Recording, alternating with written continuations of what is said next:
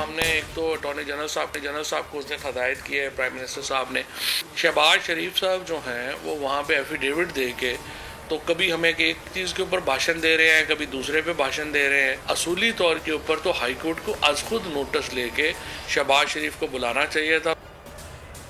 हुकूमत नवाज शरीफ को वापस लाने के लिए डट गई। नवाज शरीफ के जमानती शहबाज शरीफ के खिलाफ कार्रवाई के लिए दरखास्त दायर की जाएगी।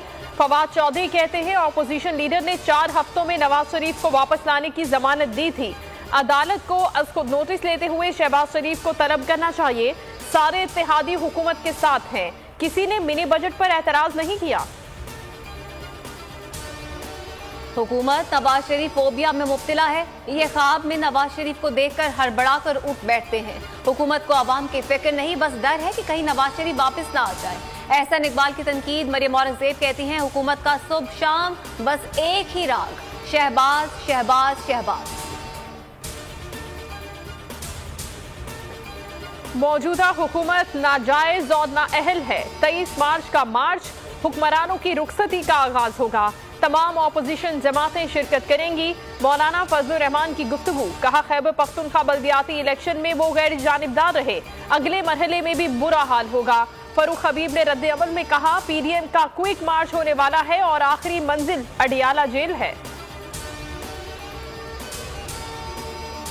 करप्शन मुस्लिम दुनिया का सबसे बड़ा मसला है। मुआशरे को करप्शन और जिनसी जुराइम का सामना है। बदउनवान क़यादत करप्शन को काबिल कबूल बनाती है। हमें बदउनवानी और ज्यादती के वाक़यात के खिलाफ लड़ना होगा। वज़ीर आज़म इमरान खान का आलमी स्कॉलर्स से मुकालमा, कहा जिनसी जुराइम की एक बड़ी वजह मोबाइल फोन पर मौजूद फहश मवाद है। गरीब आदमी के लिए बुनियादी अशिया खरीदना मुश्किल हो चुका है। गरीब आदमी को फर्क नहीं पड़ता कि कहाँ महंगाई है और कहाँ नहीं है। जहांगीर तरीन की कराची में मीडिया से गुफ्तगू, फारूक सत्तार, पीर सिफ़तुल्लाह शाह राशिदी और आलमगीर खान से मुलाकातें। सिंध का नया बल्दियाती एक्ट गैर कानूनी और गैर जमहूरी है। एक्ट के खिलाफ असम्बली और कानून का दरवाजा खटखटाएंगे।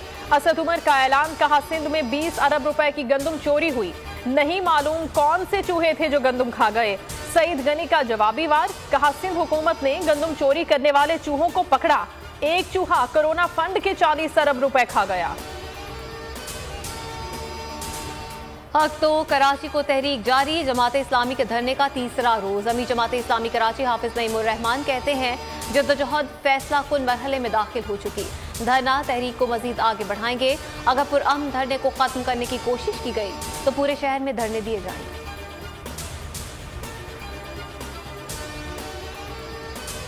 लाहौर ग्रेटर इकबाल पार्क में खवातीन को हिरासत करने वाले 2 बुर्कापोश गिरफ्तार। मुलजिम सुबहान और उस्मान थाना लारी अड्डा मुंतकिल। पुलिस के मुताबिक मुलजिमान के खिलाफ सख्त कार्रवाई की जाएगी।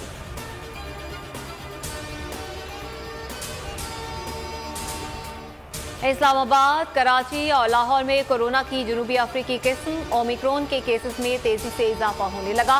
कराची में 12 अफराद में ओमिक्रॉन की तस्दीक पर माइक्रोस्मार्ट लॉकडाउन नाफिज।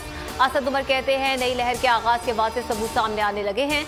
कराची में ओमिक्रॉन वेरिएंट के केसेस बढ़ रहे हैं। और मुल्क के बालाई अजला में बर्फ की चादर तन गई। सर्द मौसम की शिद्दत में इजाफा हो गया। मरीज, ज़ियारत, हुंजा, गिलगित बल्तिस्तान के सियाहती मकामात पर सयाहों का रश। बलोचिस्तान में बारिशों और बर्फबारी का नया स्पेल दाखिल। पीडीएमए ने अलर्ट जारी कर दिया।